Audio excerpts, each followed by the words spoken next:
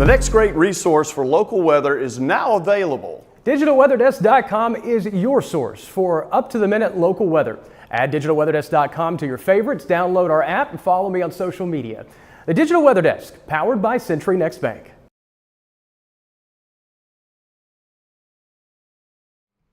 Hey everybody, good evening and welcome into the Digital Weather Desk powered by Century Next Bank. I'm Jared Floyd, and before we get started, I usually start the evening with the traffic cameras. So I'm immediately altering the whole show layout. But that's okay. Hopefully you've had a wonderful, Tuesday across the area. Now, I will tell you this, and this is just, I'm not even trying to be funny or anything like that. In full disclosure, since starting this digital weather platform, traffic's backed up. It's the westbound lanes again. That doesn't look fun. But anyway, since starting this weather platform, I will tell you this. The hardest thing that I've had to do is learn the days of the week. I forget what day of the week it is all the time. I wake up in the morning and go, what day of the week is it? Because I was so used to working the same schedule for so long, to go to bed at the same time routinely and wake up at the same time routinely is really, really weird. Again, a check of I-20, obviously traffic backed up. Looks like westbound lanes are moving rather sluggishly. Texas Avenue, 5th Street, Jackson Street, all seem to be moving slowly. Even back, you can see the Civic Center exit. While things seem to be moving okay at the Civic Center, as you look back into the distance in the westbound lanes, again, things are moving slowly. They're moving, but they're moving slowly. So be patient. Obviously, this time of the day, there could be an accident or a stalled vehicle, but it's probably just volume as everybody tries to head home. Clouds are on the increase, and it sets the stage for the potential for rainfall tonight. I've bumped the rain chances up just a skosh. Just adjusted the forecast at digitalweatherdesk.com and on the Digital Weather Desk app. Latest rain chances have been bumped up. Temperatures I really didn't mess with much. Radar made possible by Brown's Roofing. Schedule your free roof inspection, commercial or residential, at brownsroofingla.com. Shower activity is on the increase according to radar. But it's also important to remember that the radar is just a tool to survey the atmosphere, and it is not perfect by any stretch of the imagination. And with so much dry air in place, a lot of these areas are not actually registering rainfall. In fact, I'm going to hop over to the surface analysis, which is on a completely different computer. Most of these areas are not registering rain at all. You move over to the Fort Polk site and into eastern Texas. There are a couple of sites, Jasper, Texas, and Point southward, that are registering light rain. That's it. Everybody else not seeing rainfall from this. Now, as we continue to moisten the column of air, as the air cools tonight, becomes a little bit more saturated, I think we have a better chance of getting some of that rain down to the surface. It's all in response to an upper-level disturbance moving through the area. Upper 50s to low 60s at the 5 o'clock hour, 57 in Monroe, 59 in El Dorado, 63 in Camden. Quite the warm-up across the area. Most of us rebounding at least to near the 60-degree mark through the course of the day, but the dew points are still quite dry. And the dry air is obviously not going to foster a lot of significant rain. Where we do see showers tonight, I would expect the rain totals to be rather light. Wind speeds generally light out of the southwest in the 3 to 8 mile an hour range. Could still see some slightly breezier conditions at times. And then as we go through the day tomorrow, Futurecast, which is made possible by Bayou Power Sports, I-20 frontage road in Monroe, shows as the cold front moves through the area, those winds could get a smidge gusty tomorrow afternoon. Generally expecting the sustained winds in the 10 to 20 mile an hour range, but some gusts to 25 or 30 miles per hour are not out of the question through the afternoon. And those will be northerly winds filtering colder air in, so 25 to 30 mile an hour gust out of the north doesn't necessarily feel that great this time of year. But it's a possibility and something that we'll keep an eye on as we go through the day tomorrow. Zooming out, look at the rest of the Futurecast products. Shows those clouds on the increase overnight tonight, with the outlying possibility of a stray shower or two. Again, the overnight rain chances driven by an upper level disturbance that's kind of getting phased into the upper level pattern. Then we bring a cold front through the area. Late morning, midday, somewhere in that ballpark tomorrow. That brings with it its own small rain chances. Again, spotty, generally fairly light. Winds will build up out of the north, and they'll stay quite breezy at times through the rest of the day on Wednesday. Hello, Cooper. Hope you had a great day. Winds will stay breezy through the course of the day. Sunshine winds over through the day on Thursday. Winds return back to the south and probably keep us leveled out in terms of overnight lows going into Friday morning. Warming trend is back on ahead of another cold front that moves through the area Friday evening. We're cooler after that, and then we bring another boundary in late Saturday that could just kind of reinforce the cool air for the end of the weekend. There's a lot going on while there's not a lot going on. Go figure.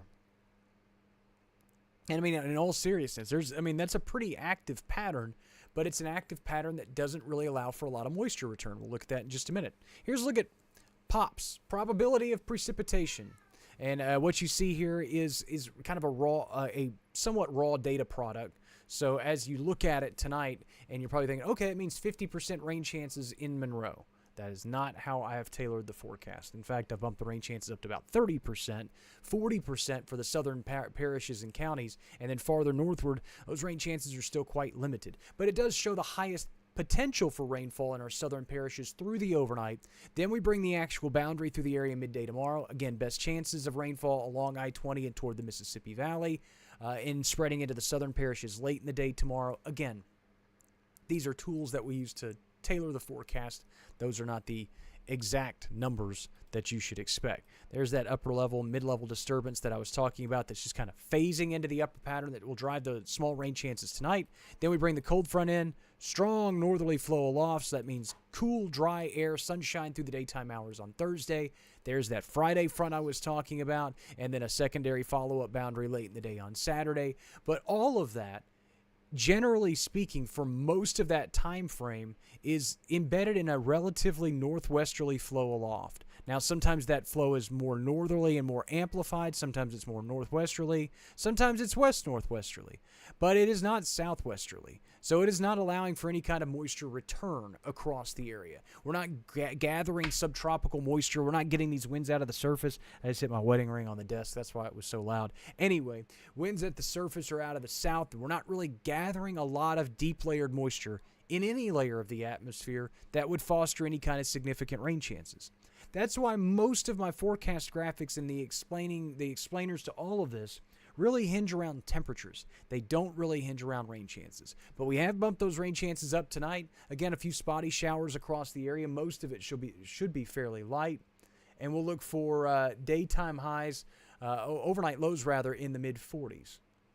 Angela, I do remember. So Braden, I remember watching him grow up and playing when he was little, and I saw that he signed his letter to go play at LSU, and I didn't think he would actually remember me, but I remember him. It's a really good first baseman's mitt I gave him back in the day. I think it was my old Wilson A2000, if I remember. Glove hounds will know that when you give a glove to somebody, you know that glove, and I'm pretty sure that was my Wilson tan. Anyway, I hope he has a great career ahead of him, and I always love to see local athletes doing well, but it's also when you have that special attachment to him. That's cool stuff. Give him my best, please. Gloria, good evening to you as well, and I look forward to watching him on TV. That's so weird and cool to say at the same time. Lows tonight, mid-40s.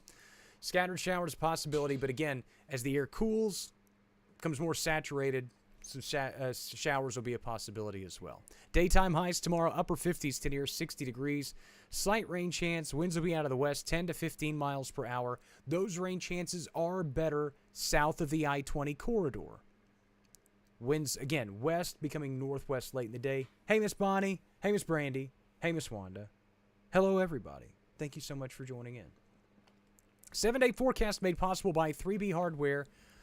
Daytime highs in the upper 50s to near 60 again tomorrow. Obviously cooler behind that with highs near 50 degrees, upper 40s for Thursday, near 60 on Friday.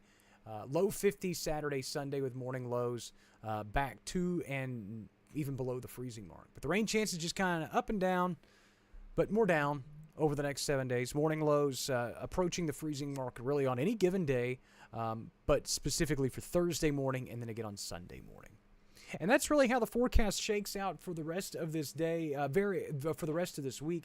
Again, not one of those things where you need to check into the forecast multiple times frequently each day to stay up to date with the forecast. I'm going to be very honest with you. It's a pretty quiet pattern. So unless the freezing temperatures or the small rain chances drastically impact you, and for some folks it does. If you're working outside or something like that, have indoor, outdoor pets, plants, pants. Anyway, you get what I'm saying. Then obviously check back a little bit more frequently. And if anything crazy happens, changes, I'll let you know about it. Reminder, the Digital Weather Desk, powered by Century Next Bank, is a digital weather platform serving 33 parishes and counties across northern Louisiana, southern Arkansas, and western Mississippi. It's made possible 100% free to you by the local businesses that you see there on your screen. Again, we welcome Country Club at Richmond's Bend, our latest business partner to hop in. They'll be bringing you your golf forecast starting as early as hopefully this weekend. I got a few more things I got to iron out there. We'll get that squared away. Building the graphic. It looks cool. So we'll get all that, and we're happy to have them on. Again, local businesses that make this possible, be sure to thank them when you can, if you can. The weather's the easy part. But, again, making this a functioning business, that's the hard part. Hey, out at the Sterlington Business Alliance tomorrow, get a chance to speak to some of our local businesses in Sterlington tomorrow morning. So our morning live stream may be a little bit earlier than normal. Usually it's between 7:30 and 8, but obviously I'll be in Sterlington at 8. So, or I think it's at 8:30. I should probably check the time on that. It's at 8:30. So, yeah, probably still a smidge early, probably between 7 and 7:30 tomorrow morning before you head over there. And then I will be speaking at the Monroe Chambers Coffee and Conversations on Thursday, and that's at 8. So the next couple of streams may be a little earlier than normal during the morning hours. Fish and Game comes out at 8 o'clock tonight. Angela, he's a left-handed pitcher. Yeah, I knew he was a left-handed pitcher, Braden. I knew he was. He's throwing 97 miles an hour. I couldn't throw a baseball 97 miles an hour if I threw it out of a car going 97 miles an hour. The hardest I threw in high school was about 88 to 80 to 90, and even then I didn't have a clue where it was going. But who does? Who knows where we're going in life? I hope he's going somewhere awesome. But anyway, thanks so much for stopping by the Digital Weather Desk, powered by Century Next Bank. Forecast just got updated at digitalweatherdesk.com and on the app. I'll check in with you first thing tomorrow morning. Like I said, Fish and Game comes out in a couple of hours. Have a great rest of the night. Again, spotty showers are a possibility, so just be on the lookout for that overnight. And, of course, you can check the radar on the website and on the app as well. Enjoy your Tuesday, everybody.